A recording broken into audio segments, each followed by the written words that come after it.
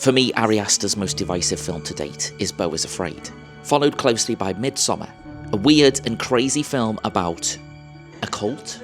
I was excited to go along and see what madness, subversion, or bizarreness awaits. So let's find out. This is the Film Podcast. I've just seen Eddington. Holy shit. Holy shit. Okay, Eddington then. The in a nutshell thing that you get on Google says it's intense, gritty, and suspenseful. And you know what? What a fantastic description of Eddington. Who'd have thought a Western comedy set in the COVID pandemic could be this good? Well, fuck me, it's good. It's written and directed by Ari Aster. And this guy's got a very interesting filmography so far. Movies like Hereditary, Midsommar, and the very weird, and watched it last night in preparation for this, Beau is Afraid. Never seen it before. Fucking hell. Here's the thing about Eddington. If you're a fan of the other Ari Aster films, but not necessarily Beau is Afraid, because that's in a league of its own, like up there somewhere in terms of what the hell. But the other two, Midsommar and Hereditary, if you liked them, then this is nothing like them. This is nothing like them. A Western comedy is how it's described. A Western comedy. And I can understand that totally. Let's get out of this car park. It's the middle of the day. Let's get out of this car park. Let's go home and talk about Eddington, because there's loads to talk about here. Loads to talk about. This is my gut reaction, as always, on the channel. Just come out of it. I've just left the cinema. This is what this car park's all about. Well done, Ari Aster. Congratulations. Eddington is a brain fryer. That's what it is. This film's a brain fryer. There's so much to think about here. We'll emerge into the light in a second, and hopefully we'll have some more clarity regarding Eddington. Hopefully. That just raised and I just left. Anyway, whatever. So when you go and see an Ari Aster film, you're not going to see something conventional. You're going to see something that is a little bit crazy, but also something that's got deep thoughtfulness behind it. Even if you don't see it at first, if you imagine a sort of almost 3-hour long episode of The Twilight Zone, then we're kind of here. And in fact, if you think about all of Ari Aster's movies, I think they're all very Twilight Zone-y. Not a bad thing at all. That is not a bad thing. This is big stuff. It actually is big stuff. We're dealing with big stuff here. But I can't do a review where I just go, it's amazing, thank you very much, it's amazing, it's incredible, oh my god. I've got to create some substance here. I've got to have some substance. Every role that Joaquin Phoenix plays, he gives it 110% when he plays a role in a film. As I said before, I watched Beau is Afraid, which is fucking mad, but Joaquin Phoenix is incredible in it. And this is also just the same. Joaquin Phoenix is amazing in Eddington. Flawless, in fact. Absolutely flawless. Performance, astonishing. This is the first time I've watched a film where I did not know anything about the ideas and the concepts in it. It's almost the first time I've gone in pretty much blind, except knowing that Ari Aster made it, and except knowing that Joaquin Phoenix is in it. So I did not know what this was about. It's set during the pandemic. It seems like it was like 20 years ago now, but it really wasn't that long ago. So if you cast your mind back to it, you'll see masks, you'll see COVID tests, you'll see all of these things that we had to do during the pandemic times. And it was kind of a weird reminder of what it was like, because the authorities, they don't want you to do stuff. They didn't want you to go out. They wanted you to wear the mask. They wanted you to do all that stuff. Everyone was taking COVID vaccines. All that stuff was happening. For the good of mankind, or for the good of the pharmaceutical companies, or whatever it was for, we were all in lockdown, essentially. And that's where this movie is set. It's set during the lockdown, but it's set during lockdown in a tiny, tiny American town called Eddington. And we get to meet a couple of the main characters, one being the sheriff, who's played by Joaquin Phoenix, and the other is the mayor, who's played by, and he's in another film, everybody. He's back again. I think he's in every single movie that's been out this year, maybe. Okay, maybe not. It's Pedro Pascal. He's back again. He's back again, fresh from my last review, which was The Materialists. Fresh from that, he's playing the mayor, the elected mayor of Eddington. There's a rivalry there because Joaquin Phoenix's character, he's the sheriff, as I said, but he does not... Message from Caesar. He's not interested in any of the COVID stuff. He's not bothered with all that. He won't wear a mask, and he's kind of on the side of the people that refuse to wear them. You know, he's kind of on their side. Whereas the mayor is completely different. The mayor is obviously the rules and everything, the rules and regulations around protecting yourself during the pandemic. The mayor's following them all. He's got the masks on, there's the distancing, all of that kind of thing. But the sheriff, he's, like I say, he's not interested in any of that stuff. He's just like, there's no proof, there's no none of this, it's all that. And the reason why he feels that way is because the people that he lives with, he's got his partner and his partner's mum, and they're very conspiracy theorist kind of people, particularly the mother. So the mother is always watching YouTube videos about government conspiracies and cover-ups and all of those things that you'd label somebody a conspiracy theorist. You know, in all honesty, some very big conspiracy theories have actually become true. So, you know, time will tell regarding all of that stuff that happened in the pandemic and why it happened and everything else. But I think that's what this film is addressing the questions of. Eddington is the name of the town. It's the name of the film, but it's the name of the town. That's important because it's a tiny microcosm of the USA. That's what Eddington is. It's got all of the tensions boiling up that the USA had during the pandemic, but also has right now. Not only does it cover pandemic conspiracies, it also covers a lot of Black Lives Matter and a lot of racial segregation that absolutely litters American history. It's also touched on in this as well. And it's touched on in several different ways. As I said, the town of Eddington is a sort of microcosm of all of those angry feelings about how the country's ran, about the people in power, about what they do and how they act and everything else, and how they oppress the people and how they continue to oppress the people when they're trying not to oppress the people. It covers a lot of bases. Everything that happened in our Western society from the pandemic time right up until now, essentially, about everything that's going on. There's a couple of shots of phone scrolls with your man, the DT, the Trump, him, that fucker. So he's there too. The town of Eddington is a melting pot. This film is not really about a small town. In the same way, a lot of movies have bigger ideas than what they actually, are. This is the same. This has got those huge ideas and it's trying to cram them all in.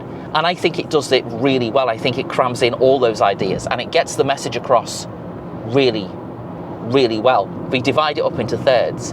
The first third of this film is really, intriguing. It is. It's very raise your eyebrow. Oh my God, look at this.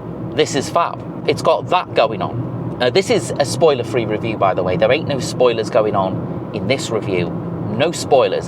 So I'm going to talk around everything that I've seen and how it made me feel, essentially. If you think about the other Ari Aster movies, for example, Hereditary, it really is a horror film. It's also funny in a really dark way. And if you think about Beau is Afraid is a very personal story. It kind of reminds me a little bit of The Master, not just because Joaquin Phoenix is in it, but also because, the main character is very weird, he's very odd, but he's also very normal at the same time. And that's an interesting character study. Watching Beau is Afraid, I actually had no clue what was going to happen, no idea whatsoever. And this is kind of the same, no idea what was going to happen in this. Eddington has that WTF, OMFG thing going on. It's got that. What? We'll split the film into thirds. The first third, amazing. It's wonderful stuff. It's introducing us to everything and it's kind of getting us on side. Your town sheriff, bit of a maverick kind of a guy. As I say, he doesn't follow the rules. He's all very sort of ain't wearing a mask, and the guys that don't want to wear masks have got a right to not wear them. All of that stuff, a scene in a supermarket where everybody else has got the masks on and he doesn't have one on. He's kind of getting questioned by the owners, but because he's the sheriff, there's nothing they can do because the sheriff is the law around there. He's the person you'd go to when you'd say somebody hasn't got a mask on, and he won't wear one. So all bets are off there in terms of how that's going to be handled. If we go from the first third to the middle third, it features a lot of the nowadays way that everyone's got their phone out and records everything on video. You know, everybody does that. No matter what happens, the slightest bit of drama somewhere and somebody is recording it on their phone. I mean, I've just seen a film, I've just come out with a film, and I'm recording myself talking about the film. Guilty as charged. And that sharing of information, whether that be conspiracy theories or whether that be mayoral policies or whether that be crimes or whatever it is, it's all around the town immediately. Kind of like the USA with the 24-hour rolling news, which also features in the background on televisions throughout the whole film. So all of that stuff, you know, usage of mobile phones, 24-hour rolling news, sensationalism, essentially, all of the sensationalism that we get fed all day long, particularly during the Black Lives Matter section of this film, because as I say, it's built into thirds. The first third focuses on the pandemic. The middle third focuses on Black Lives Matter and the brutality of the police and what happened around there and the protests and everything else. We, as the viewer, we see the protest from outside of what the phone sees, but we also see what the phone sees and we see what gets uploaded, you know, onto the internet. And it's completely different from the reality of the situation. It shows you how these things can be manipulated or these things can be misrepresented really easily. Stuff can be spinned, even if it's realistic, even if it's coming across as something that has been documented as and when it happens, it can still be spun any which way you want. If we look at the town of Eddington and how small it is and the mixture of people that live there, it's threatening, but it's also scary, but it's also a little bit crazy, you know, all at the same time. And the last half of this film turns into the Western that it says that it is in the marketing. And each part is just as interesting and just as amazing as the other. And once again, in a movie, characters who you want to see get justice, who you want to see succeed and live on, get the shitty end of the stick. It's not fair. It isn't fair.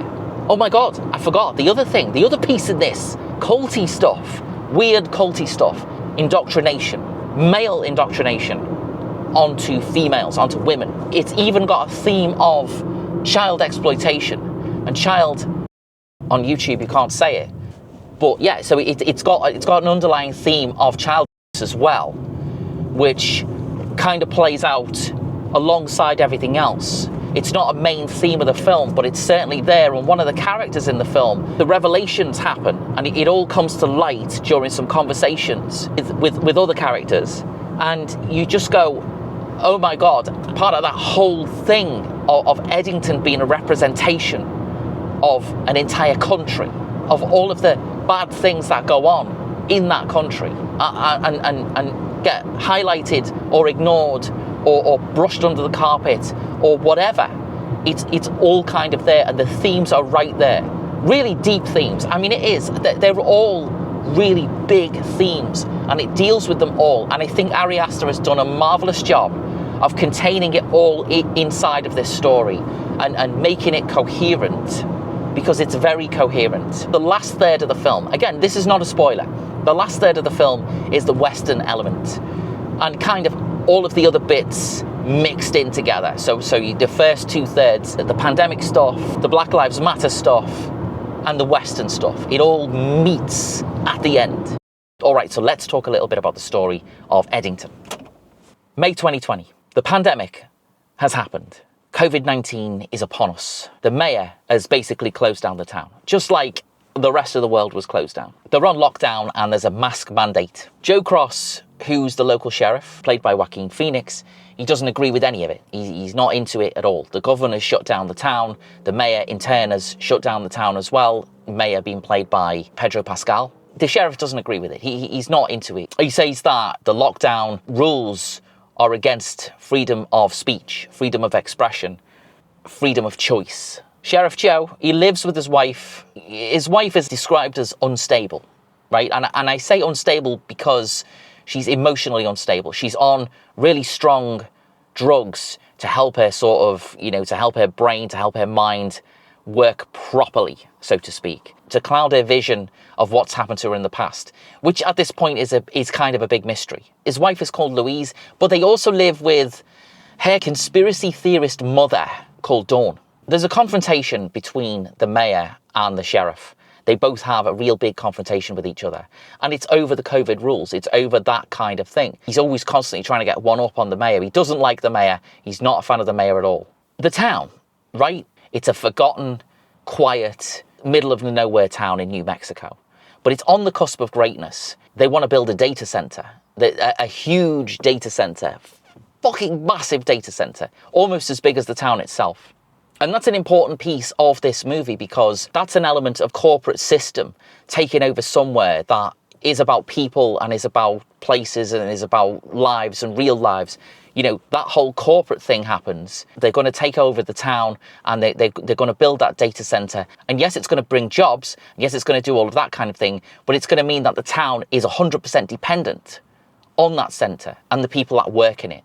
And if you think about data centers in general, I mean, it's not like a factory or something like that. There's not going to be thousands of people working there.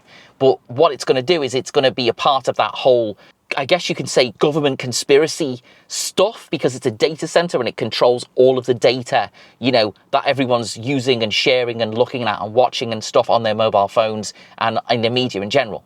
That's another element that's stuffed into this film that is just there in the background. Kind of like the way that it is in real life. The technology corporations are there in the background of everything that we do. You're watching this on YouTube now, and there's a data center somewhere where all the data of everything that I'm saying is going through it. And all of the stuff that you're doing by watching it and all of the emotions that you're having, that camera on your phone or whatever might be looking at you doing it. And all that data's going somewhere. And it's going to places like that data center that they're trying to build just outside of Eddington. Vernon Jefferson. He is the cult leader. Again, another element of this, as I mentioned just before. There's a cult, one of those American cults that you hear about all the time. He shows up in his motorhome along with some other members of the cult, and he appears at the right time. The cult leader, he's invited to dinner, and basically confessions are made, particularly from the wife's perspective, from her point of view. It's handled really well. It's not made fun of, it's not made light of either. You know, you look at the trailer and you think, well, this film is off its head, basically. And it sort of is off its head. But again, it handles all of those themes in such a mature and adult way, in a very serious way. It doesn't make light of anything that happens in it. The only time when we start to see it go a bit crazy is definitely in the last half of the Western part of it, that when it becomes a Western, so to speak. Even that, whatever you feel about the characters at the time in that part of the film, then it's kind of exciting as well. So let's carry on the journey home and let's talk a little bit more about Eddington. So yeah, I mean, I would love to go and visit the USA. And I'm thinking to myself, I'd love to go and see a town like Eddington. I'd love to go and visit a town like Eddington, which has got like one shop and one church and, you know, a sheriff's office and all of those things, because those things do exist. They are real. They are actually real things. They are actually real places in America still, even now. And I just find all that stuff fascinating. I find it fascinating. Ari Aster has made me question everything. He's even made me question existence itself. He's made me question everything. And isn't that what we want from our films? Isn't that what we want? As somebody that loves movies, that loves films, that loves the language of cinema, Ari Aster's delivered a film that's got all of that in there. It's got it all in there. These past 3 weeks of movie-going experiences have been ultimately amazing. We had Bring Her Back, we had Weapons, and now we've got this. This is great. Even Materialists had something about it. Still haven't figured out what it is yet, though, but there you go. This Eddington is just sensational. It is sensational. Let's sum up Eddington. Ari Aster does not release many films. His back catalogue is quite sporadic. A day will come when big Hollywood offers him a big movie to do. But until that day comes along, we're going to be blessed with Ari Aster films that are on the smaller scale, that are on the more independent scale, that are on the more thoughtful scale. And Eddington is one of those films. It's a meandering, poignant, fantastic, well-constructed, well put together, and almost out there movie about conspiracy theories, about COVID-19, about gun violence, about sexual abuse, and about the American experience. The town of Eddington is America. It's the USA shrunk right down to a small population in a small area and asked to deal with all of that, deal with it all. And Eddington does deal with it all. Everything that's happened from the pandemic right up until now, and the social media revolution, fake news, all of that kind of thing, it's all right here in this film. So I say, don't see anything else this weekend. Go and see Eddington. It's a masterpiece of cinema. Another one I can't wait to see again. Go and see Eddington. It's fabulous. This is the Film Podcast. That was my review of Eddington, and I will see you again soon.